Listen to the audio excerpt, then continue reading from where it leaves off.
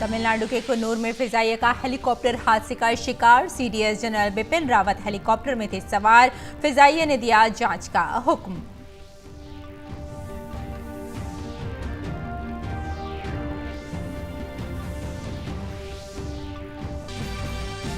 सदर जमहूरिया रामनाथ कोविंद ने मुंबई में 22वें मिसाइल वेसल स्क्वाड्रन को दिया प्रेसिडेंट्स स्टैंडर्ड अवार्ड। सदर ने की भारतीय बहरिया के कामों की सताइश। कहा, बहरिया ने मुल्क की हिफाजत के साथ कुदरती आफात में भी अदा किया अहम रोल।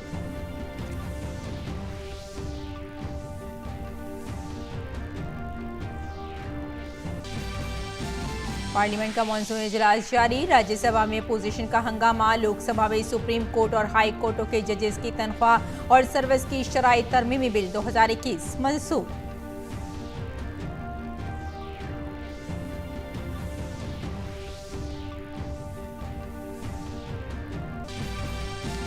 भारतीय रिजर्व बैंक ने जारी की अपनी माली पॉलिसी। शरह सूद में कोई तब्दीली नहीं। रेपो रेट 4 जबकि रिवर्स रेपो रेट 3.35% पर बरकरार।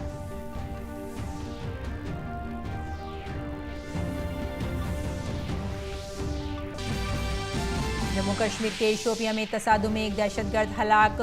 चेक जोलन इलाके में मजीद दहशतगर्दों के छिपे होने का इम्कान। तलाशी मुहिम जारी।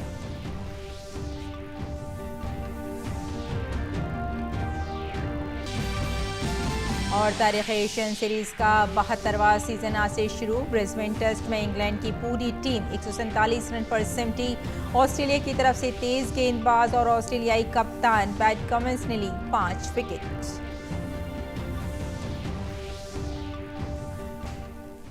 आदाब नाजरीन, खबरनामे में आपका इस्तकबाल है। मैं हूं आपके साथ रेशमा फारूकी।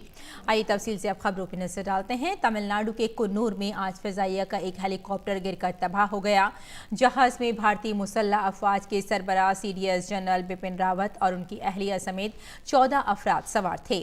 एमआई हेलीकॉप्टर के हादसे के शिकार होने के बाद आईएएफ ने हादसे की वजह जानने के लिए तहकीकात का हुक्म दिया है। मौके पर राहत और बचाव का काम जारी है। फिजाइया ने ट्वीट करके इत्तला दी है कि फिजाइया का MI-17V5 हेलीकॉप्टर कुन्नूर में गिरकर तबाह हो गया है। हेलीकॉप्टर में सीडीएस जनरल बिपिन रावत, उनकी अहलिया और फौजी अफसर समेत 14 अफराद सवार थे। इनमें सीडीएस के PSO brigadier LS Lidder, lieutenant colonel Harjinder Singh, Naik Gursewak Singh, Naik Jitendra Kumar, lance Naik Vivek Kumar और लॉन्स नायक B साई तेजा शामिल थे। गैर मुसद्दक़ा खबरों के मुताबिक हादसे में 13 लोगों की मौत हो चुकी है।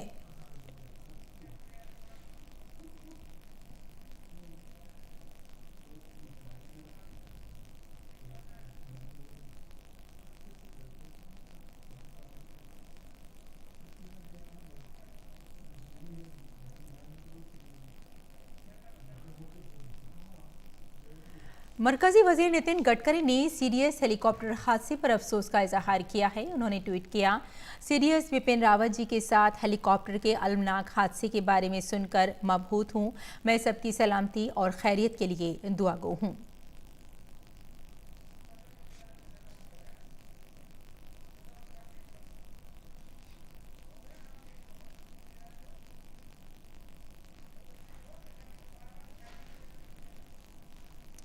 तमिलनाडु में हादसे का शिकार हुए हेलीकॉप्टर हादसे पर शहरी हवाबाजी के वजीर ज्योतिरादित्य सिंधिया ने अफसोस का इजहार किया। उन्होंने अपने ट्वीट में कहा कि सीडीएस जनरल बिपिन रावत जी और फौज के दीगर सीनियर अफसरान को ले जा रहे एक हेलीकॉप्टर के हादसे का शिकार होने की खबर सुनकर बेहद रंजीदा हूँ। उनकी सलामती के लिए दुआ कर रहे हैं।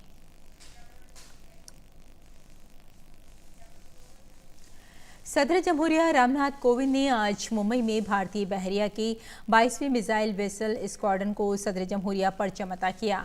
मिसाइल वेसल स्क्वाड्रन को किलर्स स्क्वाड्रन की शक्ल में भी जाना जाता है। ये अवार्ड अपनी खुसूसी खदमात के लिए एक नादिर एजाज़ है। वेसल स्क्वाड्रन ने 1971 की जंग में कराची बंदरगाह पर पाकिस्तानी बहरिया के जहाज़ों को तबाह कर दिया था।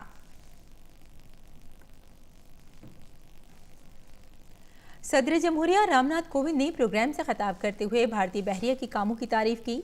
सदर जमहूरिया ने कहा कि भारतीय बहरिया ने मुल्क की हिफाजत के साथ कुदरती आफात में भी अहम किरदार अदा किया है।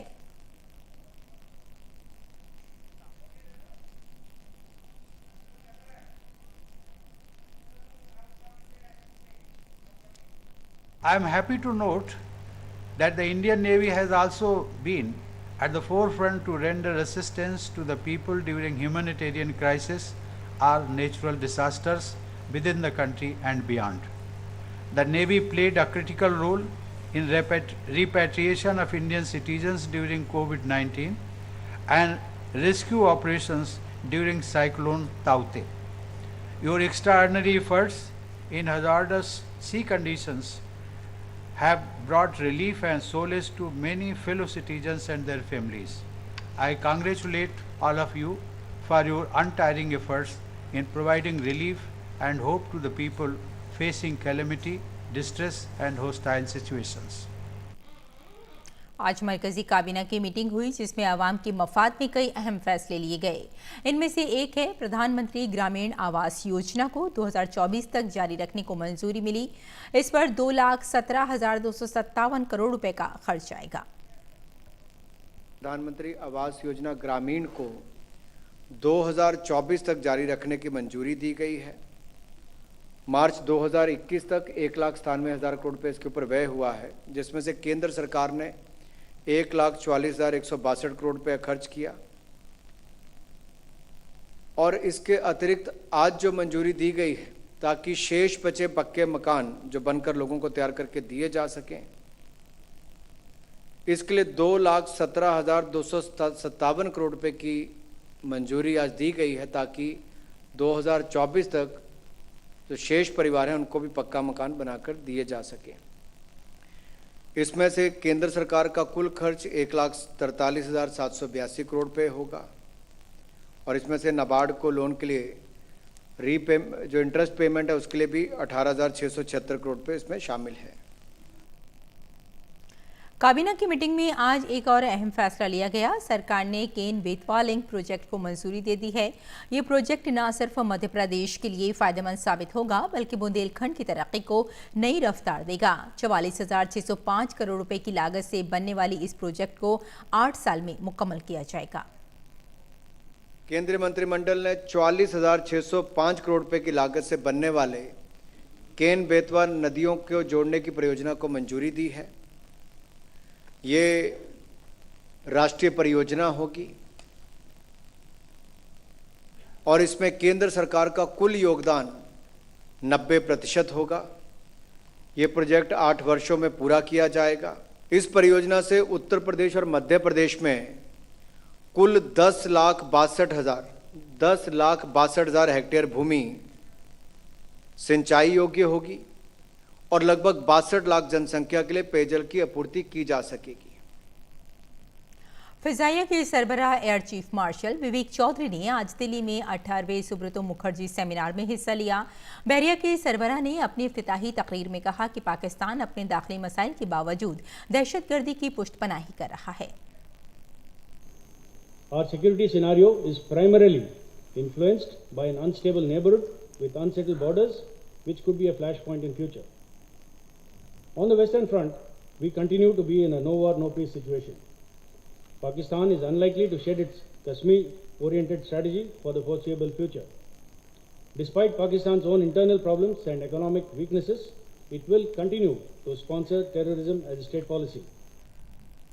राज्यसभा के चेयरमैन वेंकैया नायडू ने राज्यसभा से मुअत्तल किए गए लीडरों के मसले पर कहा कि ऐवान में अपोजिशन लीडर, पार्लिमानी उमूर की वजीर और अहम अरकान बाहमी तौर पर इसका हल निकालें। जो फैसला मैंने नहीं लिया है उस पर फैसला कैसे लिया जा सकता है।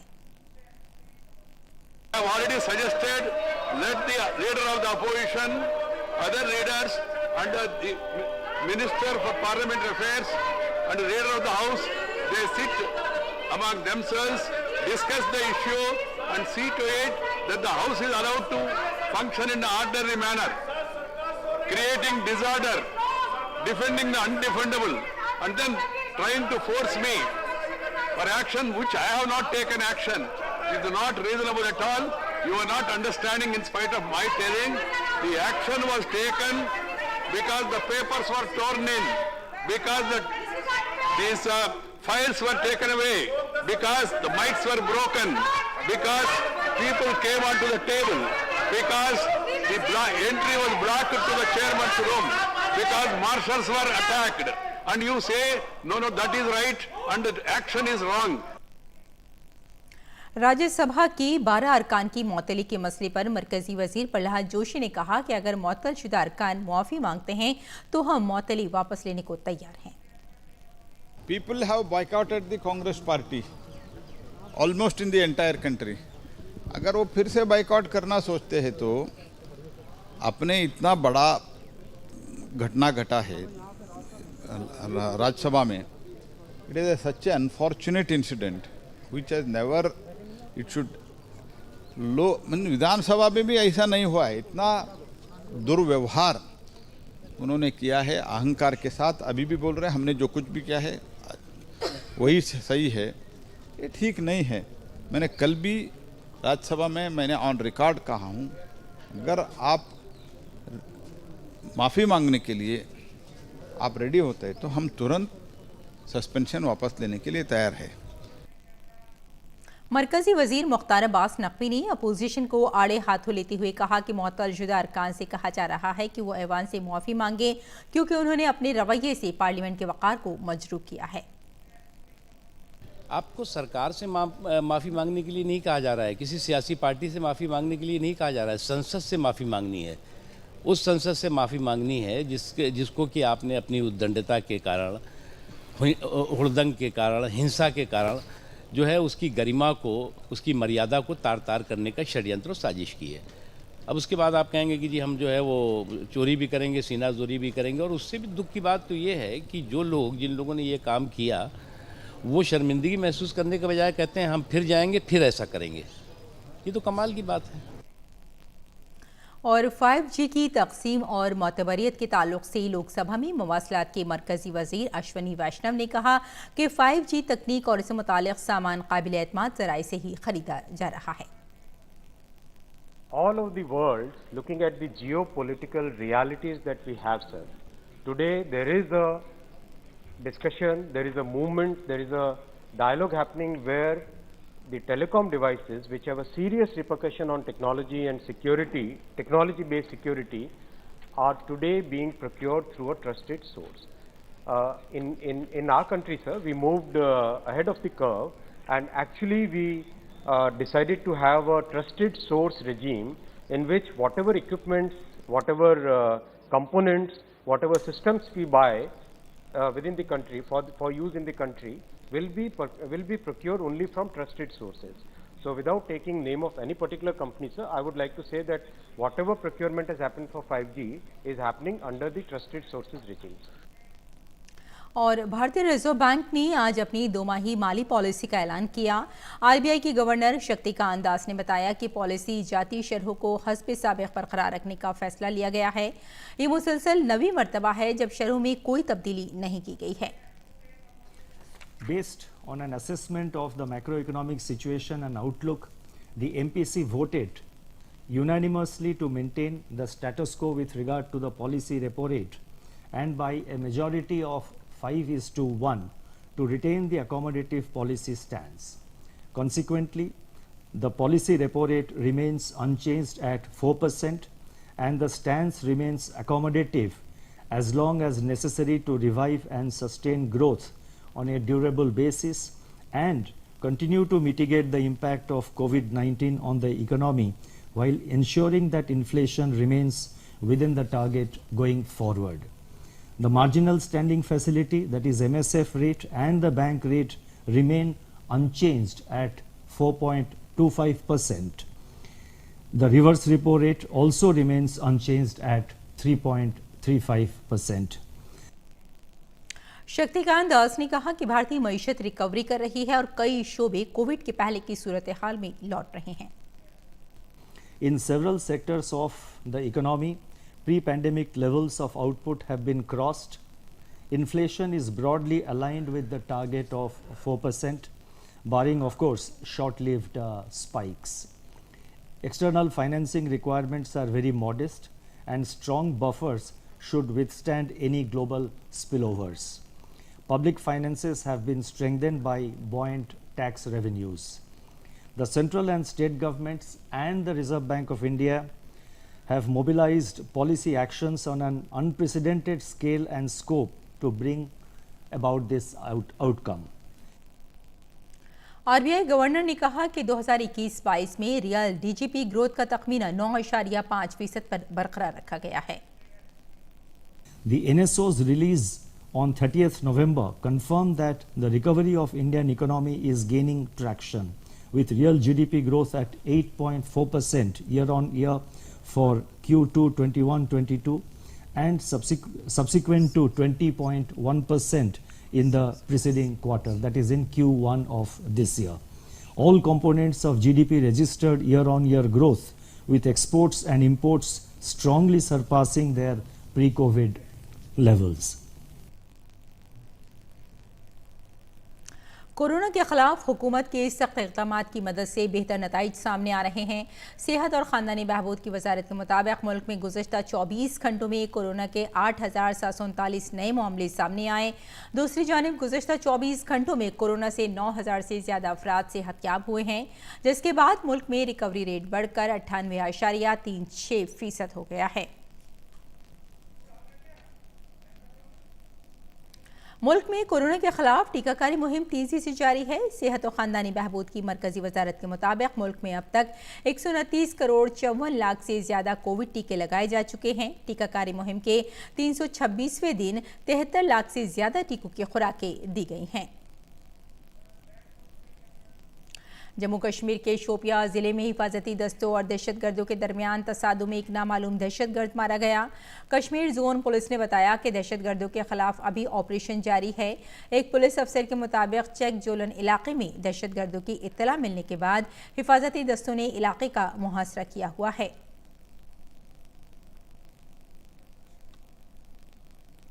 और ब्रह्मोस सुपरसोनिक क्रूज मिसाइल के फिजाई वर्जन का आज सुबह 10:30 बजे integrated test range Chandipur Odisha के साहिल से दूर एक सुपरसोनिक लड़ाका तैयारे सुखोई MKI-30 से कामयाब तजुर्बा किया गया। ये टेस्ट ब्रह्मोस की तरक्की में संगे मील साबित होगा। इससे एयर वेरिएंट ब्रह्मोस मिसाइलों की कवर एयर फ्रेम असेंबलियों की प्रोडक्शन सिस्टम की राह हमवार होती है, जो रैमजेट इंजन का लाजमी हिस्सा है। ब्रह्मोस के फिजाई वर्जन का आखिरी टेस्ट जुलाई 2021 में किया गया था। वज़ीर दिफा राजनाथ सिंह ने ब्रह्मोस सुपरसोनिक क्रूज मिसाइल के कामयाब तजुर्बे के लिए दिफाई तहकीक और तरक्की की तंजीम ब्रह्मोस और हिंदुस्तानी फिजाइया की तारीफ की है। और अब बात करते हैं बुंदेलखंड की ताज़ा तरीन तस्वीरों की, जो बुंदेलखंड के किसानों की खुशहाली की कहानी को बयान कर रही हैं। जी हां, प्रधानमंत्री कृषि सिंचाई योजना ने बुंदेलखंड की तस्वीर तब्दील करने का काम किया है। बुंदेलखंड का वो इलाका जो अब तक खुश्क और बंजर ज़मीन के लिए जाना जाता था, अब वहां खेतों में फसलें लहला रही हैं। किसान जो कभी अपने खेतों में एक फसल की पैदावार के लिए जद्दोजहद किया करते थे, अब वो अपने खेतों में 2 फसलें उगाते हैं। इससे किसानों की आमदनी में इजाफा हो रहा है और इलाके से हिजरत के अमल में भी कमी आई है। पेश है बुंदेलखंड से ये ग्राउंड रिपोर्ट।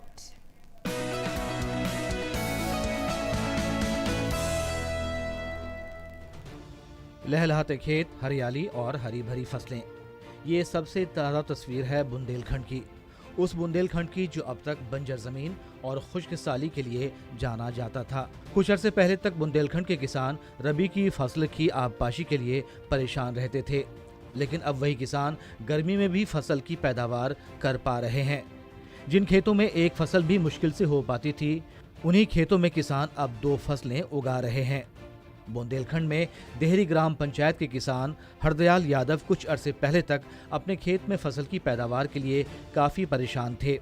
सिंचाई की सहूलत न होने की वजह से एक फसल भी नहीं मिल पाती थी, लेकिन फिर प्रधानमंत्री कृषि सिंचाई योजना से तस्वीर बदली और अब हरदयाल खेती के साथ ही माही परवरी से भी आमदनी हासिल कर रहे हैं। यहाँ की जंगली इलाका था, पानी का कोई साधन नहीं था, कुआं वगैरह थे नहीं। मुझे तालाब से पानी लाना पड़ता था करीब 5 किलोमीटर दूर से, इसलिए मैं परेशान था। जब से ये तालाब हुआ बन गया, जब से मुझे दोनों फसलें मेरी होने लगी। और मछली पालन का भी काम मैं करता हूँ। 3-4 खेत तालाब बने हैं और 4-5 डक पॉन्ड बने हैं। और इससे जो है जो फ़ायदा भाई के पहले एक फसल होती, अब पानी को स्तर बढ़ गया, कुएं में बढ़ गया पानी को लेवल, और जो नरवन में भरू है पानी, तो जो है दो फसलें होने लगी। टीकमगढ़ के देही इलाकों में प्रधानमंत्री कृषि सिंचाई योजना के तहत वसी पैमाने पर तालाब और स्टॉप डैम बनाए जा रहे हैं, जिससे एक तरफ जहां किसानों को सिंचाई के लिए खातिर ख्वाह पानी मिल रहा है, तो वहीं ज़ेर ज़मीन आबी सतह में भी इजाफा हुआ है। अच्छी फसल होने और खेती किसानी में आमदनी के बढ़ने का सीधा फायदा किसानों को मिल रहा है, जिससे देही आबादी को रोजगार मिला है और गांव से हिजरत के अमल में कमी आई है। प्रधानमंत्री कृषि सिंचाई योजना के अंतर्गत बनी थी। कब बनी थी? जैसा अभी कोरोना काल में बनी थी, गर्मियों में साहब। का फायदा हुआ इसमें साहब फायदा जो भाव को जो बाहर जाते हम लोग मजदूरी का, तो बाहर नहीं जाएंगे, इसी में गुजारा करेंगे, जो भी है अपना मछली पालन करेंगे, कहीं सिंगाई लगाएंगे। प्रधानमंत्री कृषि सिंचाई योजना के तहत हर गांव में तालाब और वाटर टैंक्स बनाए जा रहे हैं। सरकारी अफसर गांव-गांव जाकर लोगों को पानी की ज़ख़ीरा अंदोज़ी और उसके महफूज इस्तेमाल की तई तरगीब दे रहे हैं। सरकार का मकसद है कि गांव का पानी गांव में और खेत का पानी खेत में रहना चाहिए, जिससे मकामी लोगों को पानी के मसाइल का सामना नहीं करना पड़े। चेक डैम, स्टॉप डैम, तालाब, डगआउट पॉन्ड, खेत तालाब लिए थे, पर्कुलेशन टैंक लिए थे और गेबियन स्ट्रक्चर, इन संरचनाओं से आसपास के जो कुएं थे उनमें जल भराव क्षेत्र, जल का स्तर बढ़ा है। इसमें उनके द्वारा मछली पालन का कार्य भी किया जा रहा है और वो इसमें फसल नहीं ले पाते थे। इसके ये पूरा सूखा पड़ा रहता था, इसका पानी पूरा इसमें जो आता था वो निकल जाता था। अब इसमें पानी स्टोरेज हो रहा है तो वो फसल भी इसकी ले पा रहे हैं, दो फसल कम से कम वो ले लेते हैं। बुंदेलखंड से आई ये ताज़ा तस्वीरें इलाके की खुशहाली की कहानी बयां कर रही हैं। प्रधानमंत्री कृषि सिंचाई योजना के जरिए हर खेत तक पानी पहुंचाने के लिए हुकूमत का अज़्म जमीनी सतह पर नजर आ रहा है। बुंदेलखंड के जिन इलाकों में कभी एक एक बूंद पानी के लिए किसान परेशान थे, आज वहां प्रधानमंत्री किसान सिंचाई योजना से किसानों की जिंदगी में बेहतरी आई है। बुंदेलखंड में खुश्क साली के मसले से परेशान ये किसान अब अपने खेतों में एक से ज़्यादा फसल की पैदावार कर पा रहे हैं, जिससे किसानों की आमदनी में इजाफा हुआ है। Bureau report, DD news Urdu खबरें। तो नाज़रीन, खबरनामे में फ़िलहाल इतना ही। इजाज़त दें, आदाब।